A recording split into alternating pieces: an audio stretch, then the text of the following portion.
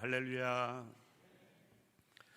세계 정세도 복잡하고 국내 정세도 시끄럽고 경제도 반도체가 호황이라고 하지만 여전히 어렵고, 그럼에도 불구하고 5월 한 달 하나님의 은혜로 여기까지 왔습니다.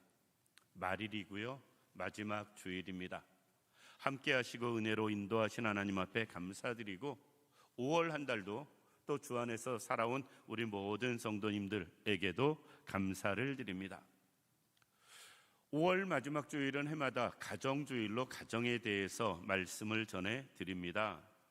그런데 오늘 본문은 읽다 보면 이게 무슨 가정주일에 합당한 말씀일까 생각하는 분들이 계실 수 있습니다. 오늘 본문 말씀은 구약의 마지막, 말라기서 마지막 장, 마지막 절이 오늘 본문이에요.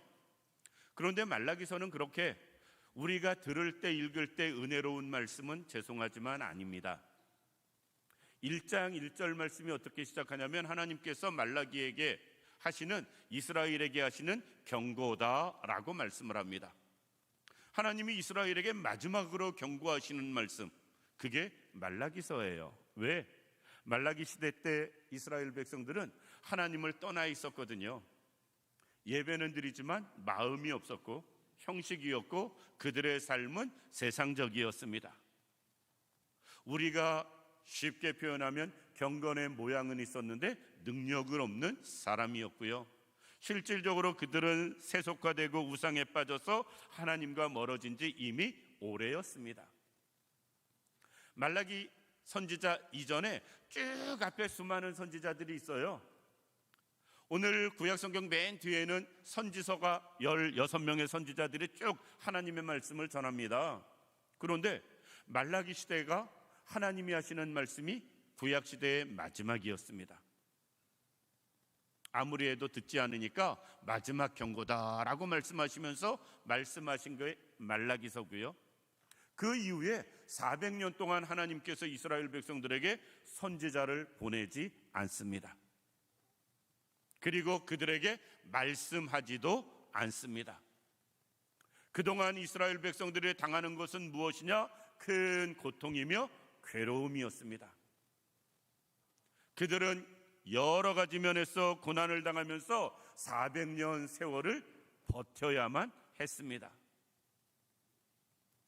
여러 가지 안 좋은 상황 가운데 하시는 하나님의 말씀, 왜 하필 이런 말씀을 가정주일날 전할까 생각하시는 분 계시는데, 그럼에도 불구하고 하나님은 오늘 본문을 통해서 이렇게 말씀합니다.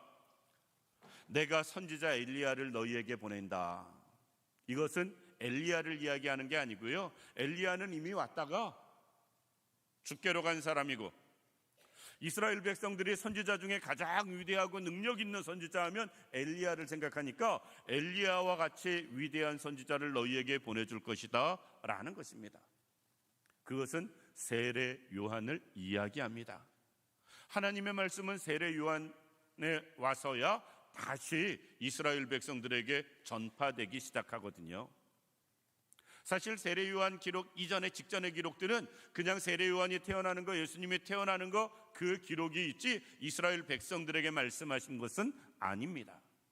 그러니까 세례 요한이 나타나서 이스라엘 백성들에게 하나님의 말씀을 전하기까지 약 400년 동안 침묵하시는데, 그럼에도 불구하고 하나님이 선지자를 보내줄 것이고, 그 선지자를 통해서 하나님이 하시는 일은 무엇이냐? 아버지의 마음이 자녀에게, 자녀의 마음이 아버지에게 돌이키게 하리라 라는 것입니다. 두 가지 의미로 생각해 봤으면 좋겠어요. 아버지, 하나님을 이야기합니다. 자녀, 이스라엘 백성을 이야기합니다. 그들의 마음이 서로 돌이켜서 다시 회복되어지고 하나됨을 말씀하고 있습니다.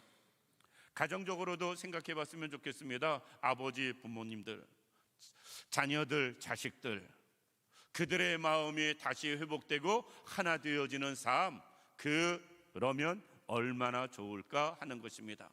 교회도 서로 돌이켜서 하나 되고, 가정도 서로 돌이켜서 하나 되고, 또 우리가 하나님 앞에서 개개인의 삶도 돌이켜서 하나 되어진다면 내가 있는 곳이 곧 하나님의 나라고요, 천국이 되어질 수 있습니다.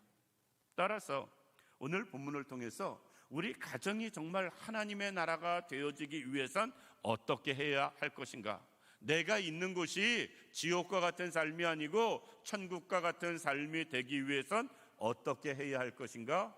말씀을 통해 생각해 보면서 은혜를 나누고자 합니다. 첫 번째, 내가 있는 곳이 또 우리 가정이, 우리 교회가 천국이 되기 위해서는 어떻게 해야 되느냐? 하나님의 은혜가 임해야 됩니다. 지금 이스라엘 백성들의 삶의 환경은 정말 고난의 연속입니다. 물론 말라기 선지자 시대에도 이스라엘은 이미 멸망해버린 상황이었어요.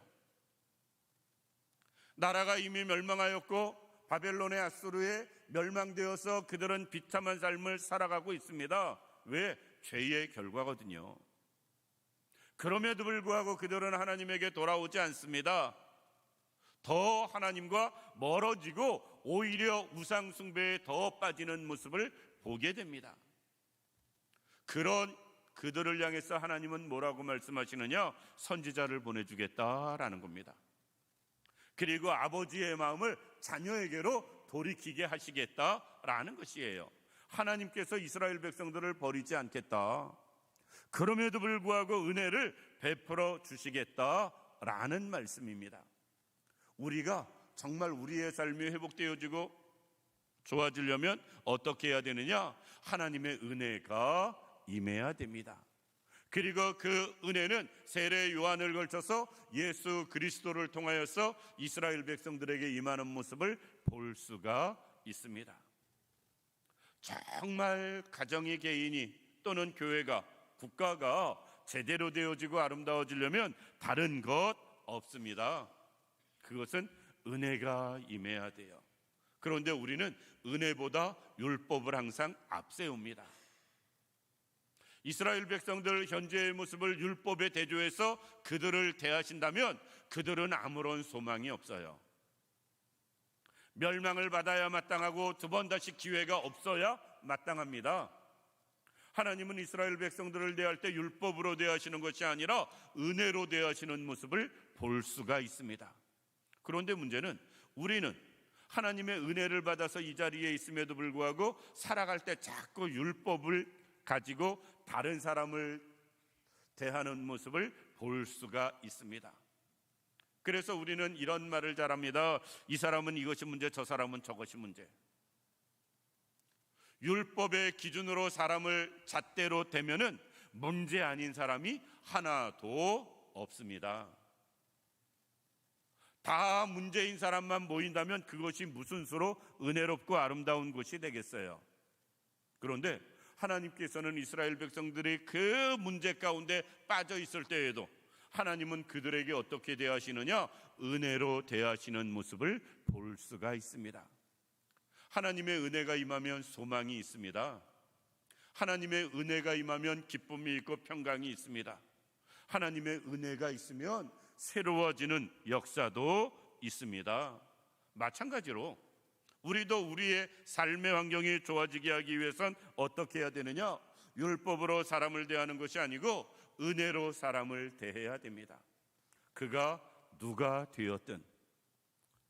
그래서 우리는 모든 사람을 대할 때 혹 여러 가지 문제와 어려움이 있는 사람, 그리고 정말 유난히 못됐다 안 됐다라고 생각되어지는 그 사람이라 할지라도 우리는 오죽하면, 얼마나 힘들면 이 마음이 있어야 돼요.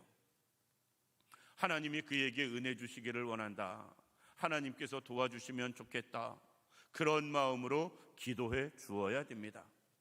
사람을 대할 때 누가 됐든 은혜로 사람을 대하는 곳은 천국이 되어집니다. 그것이 바로 하나님의 나라가 되어집니다. 그런데 은혜가 아니고 율법으로 사람을 대한다면 그것은 어디가 됐든 불행해질 수밖에 없다. 주님은 우리에게 율법을 주셨고 말씀대로 살라고 말씀하시지만 그것이 끝이 아니고요, 그 위에 늘 은혜로 인도하시는 모습을 볼 수 있습니다. 우리도 모든 사람을 대할 때 은혜로 사람을 대할 수 있는 분들 되기를 원하고요, 은혜로 모든 사람들과 함께 더불어 생활하는 우리들 되기를 원합니다. 그래야 우리의 삶이 천국이 되어진다라는 것입니다. 두 번째, 우리가 정말로 사는 것이 행복하고 정말 즐겁고 천국과 같이 되어지려면 어떻게 해야 되느냐? 성공이 아닌 바른 성품을 가르치고 배워야 됩니다. 우리는 어려서 태어나면서부터 배우는 게 무엇이냐면요, 성공해라 출세해라 라는 거예요. 우리 자녀들에게 어려서부터 읽히는 책이 무엇이냐? 위인전입니다. 왜? 저도 그러긴 했는데요, 이런 위인 본받아서 위인 되라라는 거거든요. 따라서 우리는 어려서부터 계속 성공하고 출세하는 것만 초점이 맞춰져서 살아갑니다. 그런데 성공하고 출세를 위해서 달려가는 사람들이 행복한 사람이 있을까? 왜? 성공과 출세는요, 만족이 없고 끝이 없습니다.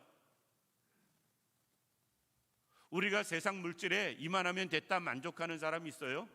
우리는 없으니까 얼마만 있어도 되겠다, 없으니까 하는 소리지. 그만큼 있어봐요, 목표가 또 바뀌고 변합니다. 세상의 성공과 출세로는 절대 행복할 수 없다라는 것입니다. 우리가 잘 아는 말씀 잠언 22장 6절 보면 마땅히 행할 일을 아이에게 가르치라, 그리하면 늙어도 그것을 떠나지 아니하리라 말씀합니다. 우리가 가르쳐야 될 것은 성공, 출세가 아니고요, 우리 가정의 자녀들에게 하나님 앞에서의 삶을 가르쳐야 됩니다. 좋은 성품을 가지고 살아갈 수 있도록 우리가 가르쳐야 돼요. 그런데 죄송하지만 이건 안 가르치잖아요. 성공하고 출세하는 것 위해서 오직 여러 부분으로 우리 아이들을 뒷바라지해 주면서 조금 더 남보다 나은 사람, 높은 사람, 제대로 출세한 사람 만들기 위해서 우리는 혈안이 되어서 노력을 합니다. 그러니까 우리도 행복하지 않고요, 아이도 행복하지 않습니다. 그런 가정엔 또 행복이 없습니다. 우리는 성공을 가르치는 사람이 아니고요, 우리의 아이들에게 오직 하나님의 말씀으로 좋은 성품을 가르칠 수 있는 우리들 되어야 됩니다. 생각해 보시기 바랍니다. 모세가 비록 불행한 시대에 태어났지만 바로의 공주의 아들이 되었습니다. 출세했지요, 성공했지요. 그러나 그는 그것으로 행복을 찾지 않았습니다. 자기 동족과 함께, 민족과 함께 고통받는 것을 세상의 낙보다 더 귀하게 여겼다. 모세는 성공과 출세가 삶의 목적이었다면 절대 자기 동족이 매맞는 거 참견하지 않았을 거예요. 애굽 사람을 쳐 죽이는 일도 없었을 것입니다. 미디안 광야로 도망가서 불행한 삶을 40년 동안 사는 일도 없었을 거예요. 그는 성공과 출세보다는 자기 동족을 사랑하는 마음이 훨씬 더 컸다라는 것입니다. 사도 바울을 생각해 보시기 바랍니다. 사도 바울을 생각하면 우리는 위대한 사람 이야기합니다. 엄청나게 대단한 사람 이야기예요. 그런데 사도 바울은 스스로 이렇게 고백합니다. 디모데후서 4장 7절 말씀, 모든 사역을 마치면서 하는 말입니다. 내가 선한 싸움을 싸우고 달려갈 길을 마치고 믿음을 지켰으니. 그는 삶의 목적이 믿음을 지키는 일이었어요. 끝까지 주신 사명을 잘 감당하면서 믿음 지키며 사는 것이 삶의 목적이었습니다. 출세하고 큰 일하고 위대한 일하고 놀라운 업적을 쌓는 것이 목적이 아니고 하나님 앞에서 주신 사명 감당하면서 믿음을 지키며 사는 것, 그것에 만족하고 감사했습니다. 우리는 우리 자녀를, 또 우리 가정이 행복하지 못한 이유는 너무 성공에 초점을 맞추며 살아가고 있기 때문에 그렇습니다. 아이들이 잘나면 좋죠. 출세하면 좋지요. 그러나 그것이 삶의 목적이 되어서는 아니 된다. 설령 성공하고 출세한다 할지라도 좋은 성품 가지고 다른 사람을 위하고 아끼며 섬길 수 있는 사람으로 우리는 가르치고 교육해야 됩니다. 그런데 정말 가르치고 교육해야 할 건 전혀 안 가르쳐요. 우리는 어렸을 때 늘 귀가 따갑게 듣던 말이 있습니다. 착해야 된다. 도우며 살아야 된다. 그런데 이제 이렇게 말하잖아요. 착하면 바보 소리 듣는다. 좋은 성품을 가르치질 않아요. 성공을 가르치지. 그런데 성공을 추구하며 쫓아가는 인생은 다 불행해질 수밖에 없다. 좋은 성품을 갖는 것, 그리고 그 성품으로 사람을 대하며 살아가는 것, 거기에 행복이 있습니다. 신앙생활도 마찬가지입니다. 교회가 늘 큰 믿음을 가르쳤어요. 그런데 그 믿음도 좋은 성품에서 가져야 됩니다. 교회에서 늘 주변 사람들을 힘들게 하는 사람들이 믿음 없는 사람이 아니에요. 성품이 안 좋은 사람이지. 교회가 믿음만 가르쳤기 때문에 그렇습니다. 우리는 성공이 아닌 주님 닮은 마음, 하나님의 마음을 배워가고 따라가는 삶, 이것을 가르칠 수 있기를 원합니다. 그래야 우리 가정이, 우리 교회가, 내가 있는 이 사회가 아름다운 곳이 되어질 수 있다. 서로 좋은 성품의 사람들끼리 모이는 곳에 무슨 문제나 어려움이 있겠어요? 설령 그곳이 가난하고 힘들다 할지라도 좋은 성품의 사람들끼리 모였다면 그것을 서로 나눠지고 감당해 나가는 삶을 살아갈 것입니다. 정말 가정이 하나님의 나라와 같이 되어지려면 성공과 출세가 아닌 좋은 성품, 좋은 믿음, 주님의 마음, 이것을 가르칠 수 있는 우리들 되기를 원합니다. 마지막으로, 가정이 정말 아름다운 가정, 행복한 가정, 식구들이 즐거운 가정 되려면 어떻게 해야 되느냐? 소유를 가르치지 말고 하나님 앞에서 청지기의 삶을 가르쳐야 됩니다. 우리는 어려서부터 가르쳐요. 저도 읽어봤습니다. 10억 모으는 법. 예전에 그런 책들 유행했었잖아요. 10억 만드는 거. 그때는 10억이면 사람들이 엄청나게 큰 돈으로 여겼습니다. 지금은 10억으로 그렇게 사람들 목숨 걸 것 같지는 않습니다. 더 큰 걸 바라보지. 우리는 어려서부터 많이 가질 것, 부자 되는 것, 여기에 초점이 맞춰졌어요. 그런데 생각해 보시기 바랍니다. 우리가 세상 물질 가지고 만족할 수 있을까? 우리는 없으니까 10억만 있어도 엄청나지, 그러면 행복하겠다 싶지. 10억 가져보세요. 10억 딱 갖는 순간, 요새 동탄에 아파트 한 채도 16억이라는데 어느 가정이, 부부가 한 사람은 삼성전자 다녔고 한 사람은 하이닉스 그쪽 다녔습니다. 두 사람이 다 성과급 받은 게 10억이 넘었어요. 합치니까. 그래가지고 현찰로 16억에 아파트 산 것이 기사에 떴습니다. 동탄의 집값이 들썩인다고. 우리는 부러워할 수 있습니다. 10억 있으면 행복할 것 같지만 집 한 채도 요새 못 사요. 여기 김포 사니까 집 하나 사고도 남지, 10억 막상 있으면 강남 집값 생각해요. 김포 집값 생각 안 하고. 소유를 가지고는 행복하거나 만족할 수 없다. 우리는 소유가 아닌 하나님 앞에서 청지기의 삶을 가르쳐야 돼요. 그것이 우리가 됐든 우리 자녀가 됐든, 우리는 하나님의 일꾼이고 하나님의 자녀고 하나님의 백성으로 하나님을 위해서 살아가야 할 것을 가르쳐야 된다라는 것입니다. 그런데 이것을 안 가르쳐요. 그러니 가정이 불행해지는 모습 볼 수 있습니다. 청지기는 청지기의 삶을 살 때 행복한 겁니다. 말씀을 준비하면서 제 성경책은, 다른 분의 성경책은 모르겠습니다. 말라기 4장은 성경책을 펴면 오른쪽에 있어요. 왼쪽엔 말라기 3장이 기록되어 있습니다. 한눈에 딱 들어오는 게 11조 말씀이었습니다. 11조를 예를 들어도 동일합니다. 우리는 자녀들에게 11조를 가르쳐야 됩니다. 그러기 위해서는 우리도 해야 됩니다. 왜? 하나님의 청지기의 삶이 그거니까. 그런데 가르치지도 않고 우리도 안 합니다. 왜? 우리가 청지기라고 생각하지 않기 때문에 그래요. 그런데 우리가 내가 주인으로 알고 사는 삶은 절대 행복할 수 없습니다. 하나님 앞에서 나는 다만 청지기임을 깨닫고 살아가는 삶을 살아야 우리는 행복할 수 있습니다. 왜 11조가 안 될까 말씀을 준비하면서 생각해 봤습니다. 11조는요 단순히 하나님의 말씀대로 10개 중에 하나 하나님께 드려라 이게 아니고 내가 10개 다 내가 준 거다라는 것을 먼저 믿는 거예요.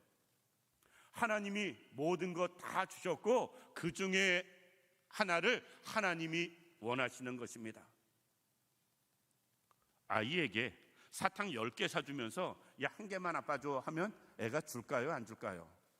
내가 지금 10개 주면서 하나만 달래는데 안 줄 애가 어디 있겠어요? 왜? 하나 안 준다고 했다가 10개 안 주면 어떻게 해? 애들도 자기에게 10개 주는 사람에게는 하나를 줍니다. 알 때. 그런데 내가 사탕 10개 있는데 모르는 사람이 하나 달라고 그러면 주겠어요? 안 줍니다. 내가 10개를 주면서 하나 달라고 그러니까 주지. 우리가 11조를 못하는 이유가 여기에 있습니다. 10개를 하나님이 주신 것을 믿지 못하는 거예요. 그것을 믿으면 하나님 앞에 11조를 드릴 수 있습니다. 그게 청지기의 삶입니다. 꼭 물질뿐 아닙니다. 내 시간도 하나님 앞에 하나님이 나에게 주신 시간임을 우리는 알아야 됩니다. 오늘이라도 우리 생명 걷어가시면 우리 시간 끝나잖아요. 생명 주시는 동안에 그 시간 가지고 우리가 하나님 앞에 살아가며 쓰임받는 사람 되어져야 됩니다. 그게 청지기예요. 우리는 아이들에게 이것을 가르쳐야 됩니다. 내가 내 인생의 주인이 아니고 하나님이 내 인생을 주관해 가시도록, 그리고 그 하나님이 주관해 주시는 삶에 우리가 순종하며 따라가도록 이것을 먼저 행하고 가르치는 사람 되어져야 됩니다. 청지기로서 하나님 앞에 살아가는 가정이 우리는 정말 복 있는 가정, 행복한 가정 되어집니다. 주님이 주인 되시는 가정은 바로 그런 가정인 것입니다. 어느 글에 이런 글이 있습니다. 여러 종류의 배를 가지고 인생을 비유한 글입니다. 신앙인들이 한번 생각해 볼 글이라 그 글을 소개하고 마치겠습니다. 뗏목 같은 인생을 이야기합니다. 뗏목은요, 물 흘러가는 대로 가는 거예요. 물길을 거슬러 갈 수가 없습니다. 뗏목은 길이 없어요. 방법이 없습니다. 물 흘러가는 대로 가는 거지. 예수 믿는 사람들이 그렇게 사는 사람이 있습니다. 세상 물결에, 세상 여러 가지 풍조에, 세상 여러 가지 유행에 그것 따라서 사느라고 정신없는 사람들 있습니다.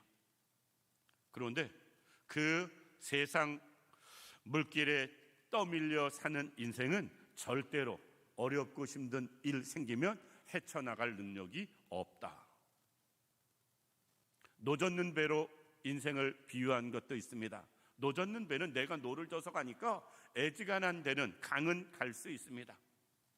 그런데 노젓는 배로는 멀리 못 가고요, 파도 치면 또 못 갑니다. 파도 치는데 노젓는 배로 무슨 수로 가겠어요? 인생이 어렵고 힘들 때, 문제 있을 때 노젓는 배, 내가 힘써서 애써서 노력해서 작은 것은 이룰 수 있지만 문제 있거나 정말 큰 것은 이룰 수 없다. 돛단배로 인생을 비유한 글이 마지막으로 있습니다. 돛단배는 내가 돛을 만들어야 하고 달아야 하고 방향을 맞춰야 하고 나도 수고를 합니다. 그러나 결정적으로 바람이 불지 않으면 소용이 없다.